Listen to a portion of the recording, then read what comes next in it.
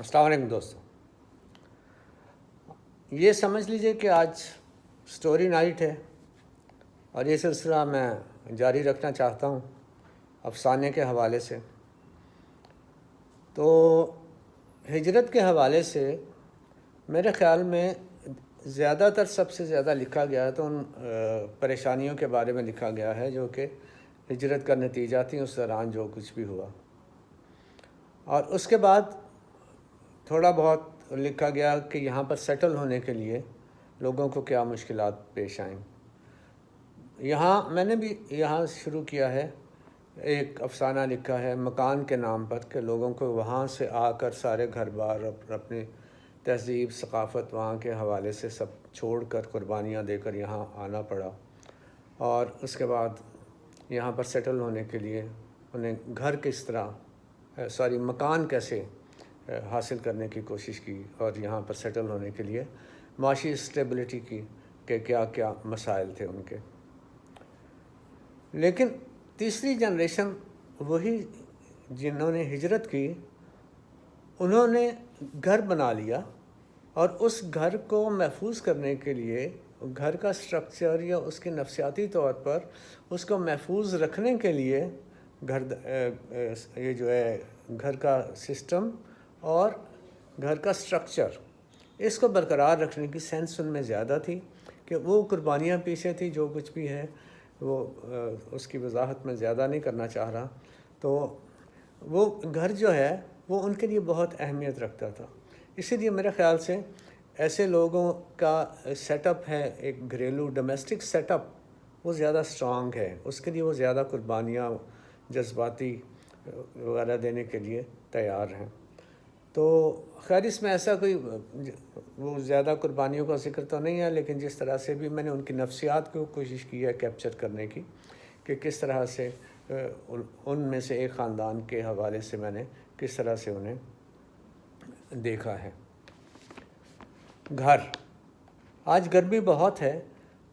हमने टैक्सी में से बाहर तपिश का अंदाज़ा करते हुए सोचा, मगर हमें क्या, हम तो एयर कंडीशन कार में मज़े से बैठे हैं, फिर हमें बाहर गर्मी में मोटरसाइकिलें और बाईसाइकिलें चलाते और उन पर इस मौसम में सफ़र करते हर उम्र के मुसाफिरों पर तरस आया। फिर जब पैदल चलने वालों और सड़क किनारे बैठे और इशारे बंद होते ही गाड़ियों की जानिब उमड़ते हुए फ़कीरों की तरफ ध्यान गया तो हमारा दिल थम सा गया। हाय बेचारे, हमारे दिल से आह निकली। हमारी गाड़ी भी जब एक इशारे पर रुकी तो हमने 10 रुपये का नोट पहले ही जेब से निकाल कर फ़कीर के लिए तैयार रख लिया। फ़कीर हमारी गाड़ी की तरफ बढ़ा तो सही फ़कीर हमारी गाड़ी की तरफ बढ़ा तो सही, हमारा हाथ में पकड़ा हुआ नोट ज़रा कार के शीशे के ऊपर की तरफ जा भी रहा था, मगर वो हमें ना जाने क्यों नज़रअंदाज करके दूसरी गाड़ी को बढ़ गया।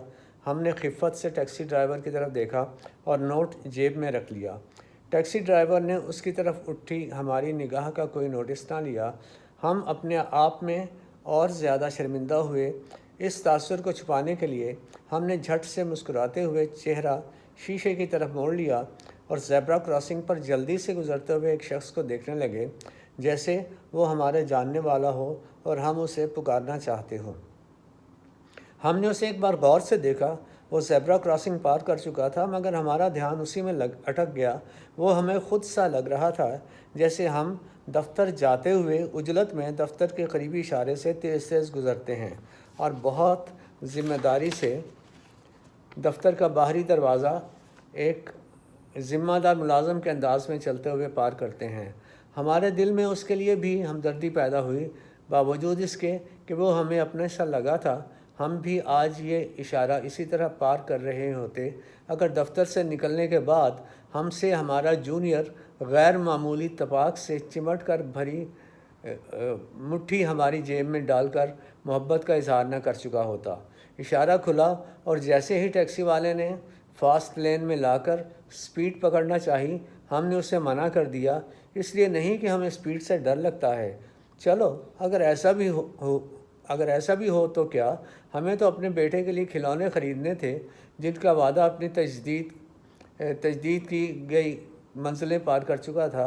جن کا وعدہ اپنی تجدید کی گئی منزلیں پار کر چکا تھا، بیٹے نے اگرچہ تقاضے کی بے اثری کو فی الحقیقت قبول کر لیا تھا، اور اس کی زبان کا کام اب اس کی نظریں کرنے لگی تھیں۔ ہمیں ان سے زیادہ شرم محسوس ہونے لگی تھی، مگر آج تو وہ جاگا بھی نہ تھا اور ہم دفتر آ گئے تھے۔ بظاہر تو آج ہمارے سامنے اس کی تازہ تجدید، وعدہ اور خاموشی کے نشتر کچھ بھی نہ تھا، مگر اس تکلف اور تکلیف کی تعطیل ایک مسلسل عمل کی شدت میں رکھنا نہ ڈال سکتی تھی۔ ہمارے دل اور ذہن میں یہ احساس ایسا ہی تھا جیسے بار بار پڑھے جانے والے کہانی کے ایک ہی باب کے صفحے پلٹتے ہوئے واپس پہلے صفحے پر لائے جا رہے ہیں۔ ہم نے تو آج بیٹے کو سرپرائز دینا ہے، یہ سوچ کر ہم نہال ہو گئے۔ بیٹا جس مسرت سے یہ ڈبہ کھولے گا، ہمارے ذہن میں اس کی چمکتی آنکھوں، کھلے منہ اور گالوں پر کھلتے سرخ گلابوں کا منظر تصویروں کی ہارڈ کاپی بنانے لگا۔ گاڑی کو آدھا کلومیٹر آگے پلازے پر تھوڑی دیر کو روکنا۔ ہم نے ڈرائیور کو نیم تحکمانہ انداز میں سنجیدگی سے کہا۔ جی، اس نے اتنی عاجزی سے کہا کہ ہم اس احترام کو جو ظاہر ہے ہمارے لیے تھا، شک کی نظر سے دیکھنے لگے۔ بے خودی میں چند ثانیے کو ہماری نگاہ اس کے چہرے پر ٹک گئی۔ اسے یہ نظر اپنے چہرے پر شاید ناہموار زمین پر چلتا کوئی مسافر محسوس ہوئی۔ اس نے ترچھی نظروں سے ہمیں دیکھا، ہمیں آدھی شرمندگی کا احساس ہوا اور نیم شرمندہ سا ہو کر مسکراتے ہوئے منہ موڑ کر سامنے دیکھنے لگے۔ ہاں، اگر تھوڑی دیر زیادہ لگ جائے تو ویٹنگ کا میٹر تو چل ہی رہا ہوگا، برا نہ منانا۔ ہم نے اپنے اندر کی شرمندگی کو مٹانے کی کوشش کی۔ جی، اس نے دوبارہ اسی انداز میں جی کہا، مگر ہم نے اس جی کا کوئی نوٹس نہ لیا۔ دراصل ہمارا دھیان بیٹے کے کھلونوں کے انتخاب کی طرف تھا۔ ہم نے بے خیالی میں اپنی جیب میں ہاتھ ڈالا اور موجود پیسوں کا یقین کیا۔ کھلونوں کا انتخاب و خرید کر کے فاتحانہ انداز میں ہم باہر آئے اور شاہانہ لاپرواہی اور فخر سے پچھلا دروازہ کھول کر اس میں تھیلے رکھے اور اگلی سیٹ پر آ کر بیٹھ گئے۔ ذرا تھوڑا تیز گاڑی چل پڑی تو میں نے درخواست کے انداز میں ڈرائیور سے کہا۔ اس درخواست میں ایک متمول انسان کا وہ لہجہ شامل تھا جس میں ایسی عاجزی سے امیرانہ شان میں کوئی فرق نہیں پڑتا۔ بیٹا انتظار کر رہا ہوگا، ہم نے اثباتی انداز میں چہرہ اس کی طرف کرتے ہوئے کہا۔ جی، لگتا ہے کمپنی والوں نے اس قسم کی جی کی اس کی خاص تربیت کی ہے، ہم نے سوچا اور ذہن میں گھر تک کے راستے کا یوں نقشہ بنایا جیسے جی پی ایس کی ایجاد کے لیے پہلا فارمولہ پیش کیا جا رہا ہو۔ پھر گھر کا راستہ اور کھلونے ہمارے ذہن میں گڈمڈ ہونے لگے۔ مہنگے تو نہیں؟ یہ سوچ کر ہمارا جی چاہا ٹیکسی ڈرائیور کو کھلونے کھول کر دکھائیں اور پوچھیں کہ مہنگے تو نہیں۔ ایسا کرنے کو ہم سنجیدہ ہوئے تو سوچا وہ تو بس جی کہہ کر ٹال دے گا، چلو نہیں پوچھتے۔ اتنی بڑی دکان ہے، قیمت فکس ہے، قیمت ٹھیک ہی ہوگی، مگر ہاں، بڑی دکانوں والے چیزیں 2 نمبر بھی رکھ لیں تو لوگ ان پر اعتبار کر ہی لیتے ہیں، کہیں کھلونے 2 نمبر تو نہیں۔ یہ سوچ کر تو ہمارا جی چاہا کہ ابھی سارے ڈبے پھاڑ ڈالیں اور ڈرائیور کے سامنے رکھ دیں اور پوچھیں، بھیا تم تو طرح طرح کی دنیا اور لوگ دیکھتے اور سمجھتے ہو، بس یہ بتا دو یہ کھلونے 2 نمبر تو نہیں، اور ہاں یہ مہنگے تو نہیں، یہ بھی پوچھ ہی ڈالیں۔ ایسا سوچتے ہوئے ہمارا چہرہ کبھی ڈرائیور اور کبھی کھلونے کی طرف مسلسل مڑ رہا تھا۔ ڈرائیور اس سے ہم سے زیادہ محسوس کر رہا تھا۔ آپ کے بچے کے کھلونے خوبصورت ہیں، پچھلی سیٹ سے ڈبے نظر آ رہے تھے۔ ڈرائیور نے اچٹتی نگاہ ڈالتے ہوئے ستائش سے کہا۔ یہ سننا تھا کہ ہماری جان میں جان آئی۔ ہمیں ایسا لگا کہ ہمارا دریا کی سطح پر چلنے کا تجربہ کامیاب ہو گیا ہے۔ شکریہ، ہم نے افسرانہ عاجزی سے کہا، مگر ہمیں جلد ہی محسوس ہو گیا کہ ہمارے اس شکریہ اور ڈرائیور کی جی میں کوئی فرق نہ تھا۔ آپ کاروبار کرتے ہیں؟ جواباً میں خاموش رہا تو ڈرائیور نے بات جاری رکھی۔ ایک تنخواہ دار کے لیے اتنے مہنگے کھلونے خریدنا آسان نہیں۔ پیٹرول سے لے کر دال، آٹا، تعلیم، علاج اور سب سے بڑھ کر دن دہاڑ سب مار کے رکھ دیتے ہیں۔ وہ یکدم خاموش ہو گیا۔ دراصل اس کا دھیان جی پی ایس کی طرف چلا گیا۔ 2 منٹ بعد ہی ایک گلی مڑ کر اسے سواری اتار دینا تھی۔ ہمیں اس کا احساس تو فی الحال نہ ہوا، البتہ اتنا ضرور تھا کہ ڈرائیور کی جی کے علاوہ باتیں تاش کے ماہر کھلاڑی کی طرح پتوں کو شفل کرنے لگیں تاکہ اگلے کھیل کے لیے انہیں ایسی ترتیب میں لایا جائے کہ جس کے مستقبل کا کسی کو اندازہ نہ ہو۔ بالکل اسی طرح جیسے مدت کی کشمکش کے بعد آج پہلی بار ہمارے جونیئر نے ہمارے سینئر کے حکم سے ہمیں چمٹا لیا تھا اور ہماری رازداری سے اسی دوران ہماری جیب خوب گرم کر دی تھی، ورنہ ہم بھی آج کل کی طرح بسوں، لوکل رکشاؤں اور چنگچیوں کے رد و بدل کرتے ہوئے گھر پہنچتے۔ جیسے ہی وہ لوگ جن پر ہم ٹیکسی میں بیٹھے ترس کھا رہے تھے، کھلونے کے رنگ اور جدید فنکشن ہمارے ذہن میں، ہمارے دماغ میں ہچکولوں کو ایک کھیل بنا کر جھلانے لگے۔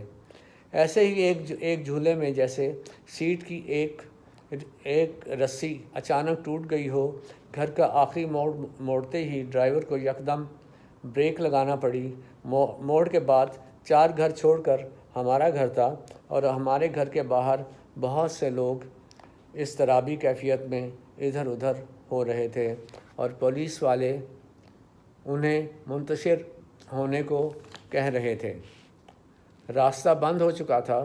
مغرب کی اذان نے ماحول میں کچھ سکون پیدا کر دیا تھا۔ ہم یہ صورتحال دیکھ کر لمحے بھر میں بے شمار وسوسوں کے جال اپنے گرد بنتے محسوس کرنے لگے۔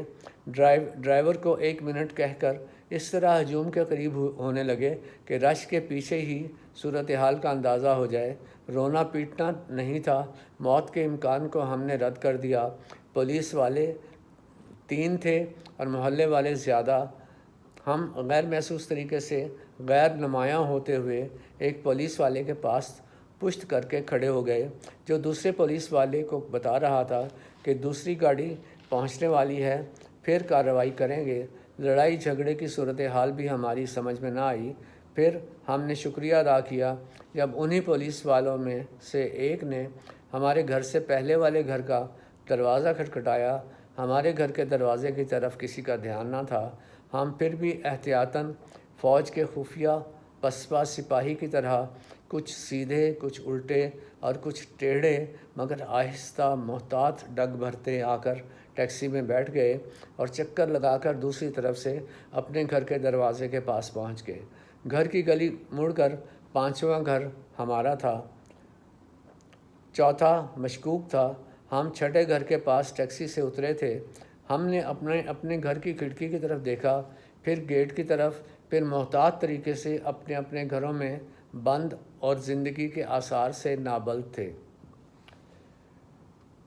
ہم نے کچھ یوں اپنے گھر کے گیٹ کی طرف دیکھا جیسے ہم کچھ نہیں جانتے اور 5واں گھر ہمارا نہیں ہے۔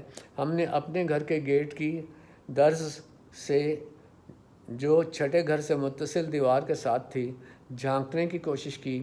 ہماری بیوی ہمارے 8 سالہ بچے کو اپنی ٹانگوں میں دبائے، اس کے منہ پر اپنے دونوں ہاتھ رکھے گیٹ کی 4تھے گھر کی طرف والی درز سے صورتحال کا جائزہ لے رہی تھی۔ ہم نے ہتھیلی کو 6ٹھے گھر والی درز کے پاس یوں رگڑا کہ کھٹکھٹانے کا گمان بھی نہ ہو اور کچھ اشارہ ہو اور کچھ اشارے کی صوتی مدد بھی ہو جائے۔ بیگم نے انتہائی احتیاط سے گردن پھیری، ہمیں دیکھا، اس کی آنکھوں میں خوشی کی لہر دوڑ گئی۔ شش کی آواز کو دبا کر منہ پر یوں انگلی رکھ لی کہ آواز بھی نہ آئے اور اشارے کی صوتی مدد سے رابطہ بھی ہو جائے۔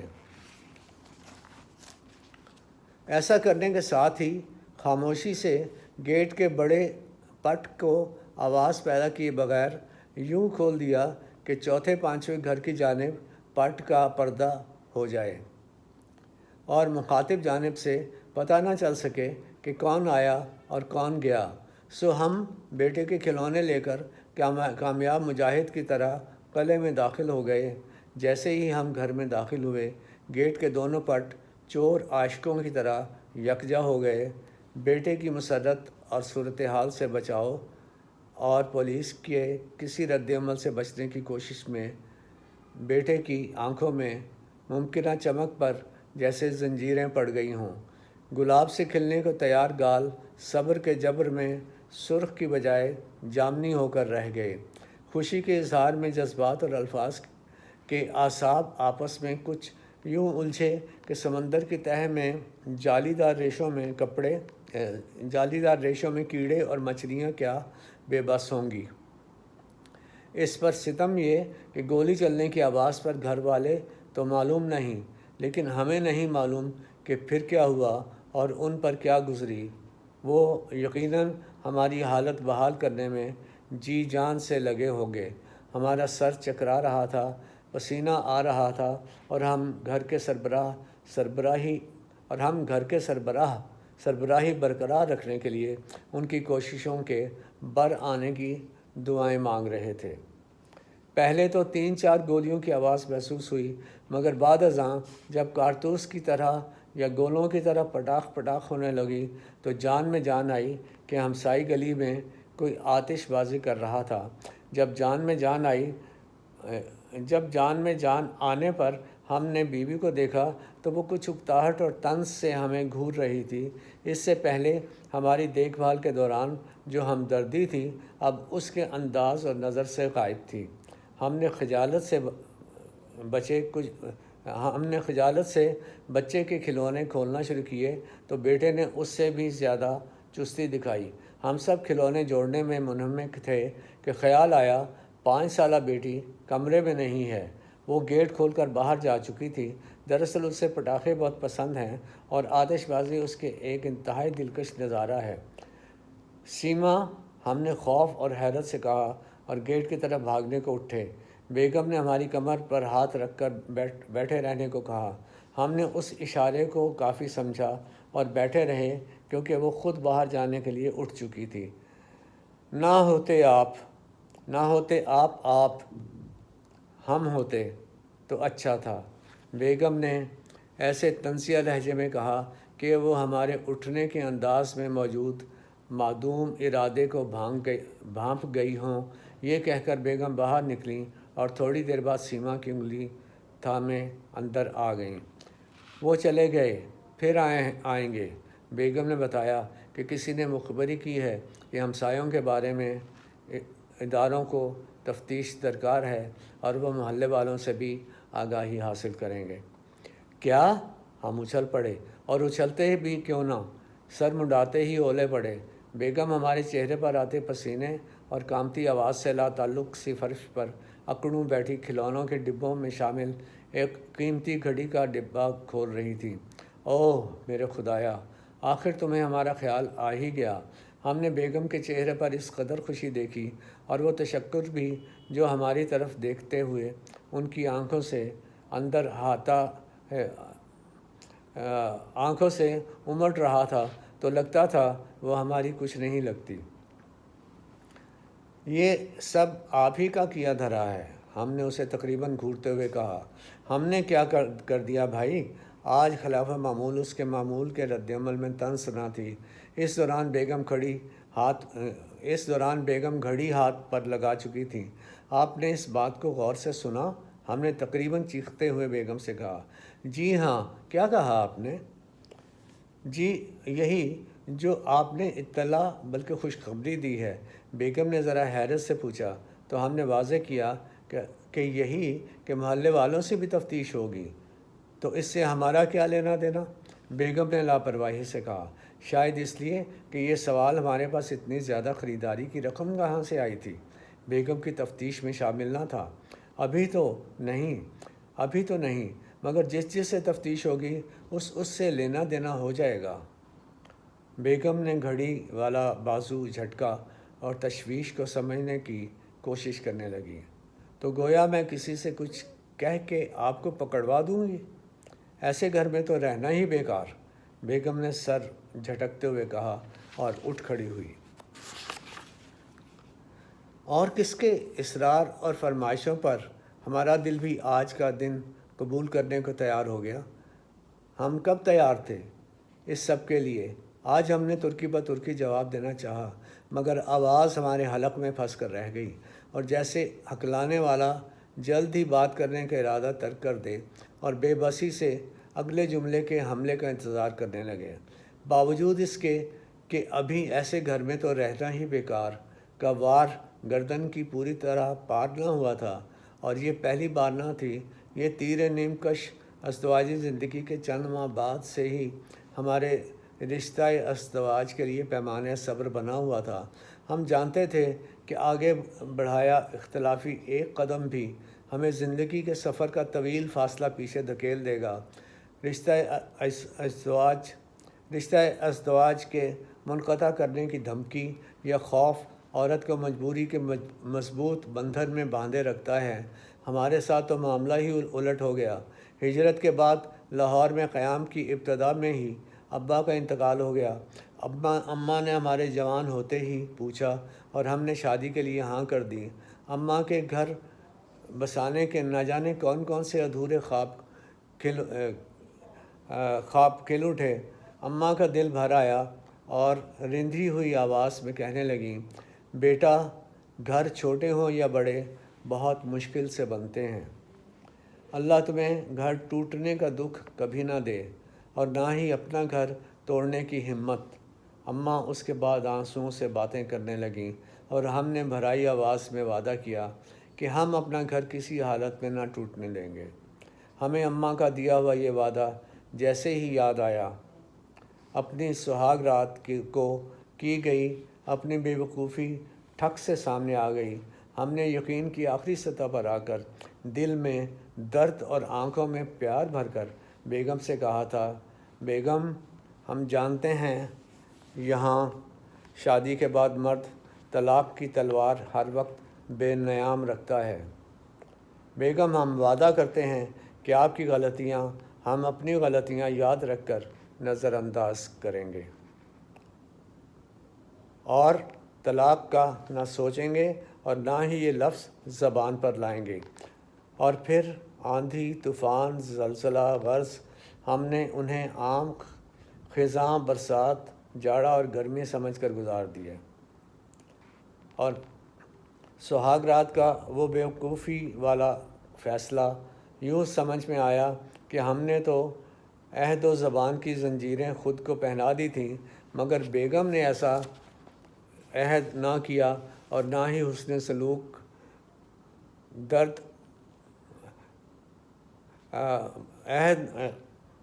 مگر بیگم نے ایسا کوئی عہد نہ کیا اور نہ ہی حسن سلوک و رواداری کی تسلی دی۔ اس بات کا خیال اس رات ہمیں نہ آیا کہ تب ہم اپنی مردانگی کی سخاوت، مجسمہ اخلاق ہونے کا ثبوت اور مستقبل کا عرضی جنت کا چھوٹا سا ٹکڑا تعمیر کرنے کی لگن کے جذبے سے سرشار تھے کہ ہر طرف چکا چوند روشنی ہی تھی، کہ نظر نہ آیا تھا کہ بصارت کی بحالی تب ہوئی جب ہمارے وعدے کی مضبوط زنجیروں کی پناہ میں بیگم نے طلاق کی ہر وقت بے نیام تلوار کو ہماری گردن کے گرد لہرانا شروع کر دیا۔ جب بیگم نے ایسے گھر میں تو رہنا ہی بیکار ہے کہا تو یہ تلوار ہمیں آج سب سے زیادہ چمکتی ہوئی محسوس ہوئی۔ ہماری نظریں فرش پر تھیں، ہم بیگم کے چہرے کے تاثرات دیکھنا چاہتے تھے۔ وہ ہمارے عین سامنے تھیں، ان کے چہرے کو یکدم منہ اٹھا کر دیکھنا ہمارے لیے محال تھا۔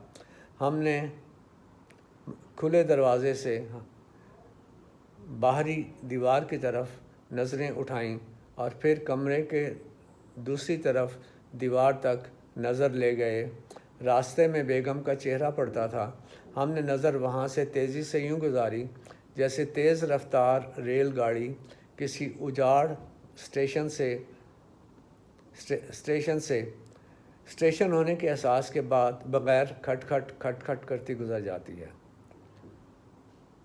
ہم نے نظر وہاں سے تیزی سے یوں گزاری جیسے تیز رفتار ریل گاڑی کسی اجاڑ اسٹیشن ہونے کے احساس کے بغیر کھٹ کھٹ کرتی گزر جاتی ہے۔ ہماری نظر ویسے ہی بیگم کے چہرے کے ساتھ سے گزری تو صحیح، مگر ریل جیسے آواز پروف ہو کر گزری تھی۔ ہماری نظر دائیں جانب دیوار پر بلا جواز رک گئی۔ ہمیں فوراً احساس ہوا کہ وہ دیوار ہمارے سارے احساسات کو سن رہی ہے۔ ہم نے اس کے کانوں کی طرف دیکھا مگر نظر نہ آئے تو ہماری نظر فوراً بیگم کے چہرے کی طرف لوٹی۔ وہ چہرے پر مسکراہٹ لیے لاپرواہی سے اپنی قیمتی گھڑی کو دیکھ رہی تھیں۔ بچے اپنے کھلونوں کو جوڑنے میں منہمک تھے، کسی کا دھیان ہماری طرف نہ تھا۔ ہم نے بلا وجہ باورچی خانے کی جانب دیکھا اور ایک لمبا سانس لیا۔ باورچی خانے سے آنے والی ہمیشہ کی خوشبو جس سے ہم جی اٹھتے تھے آج ایک ناگوار چھچھلاند بن کر سارے میں پھیل چکی تھی۔ پھر ہم بلا ضرورت ہی بیت الخلاء کی طرف بڑھ گئے۔ تو دوستو یہ تھی آج کی کہانی۔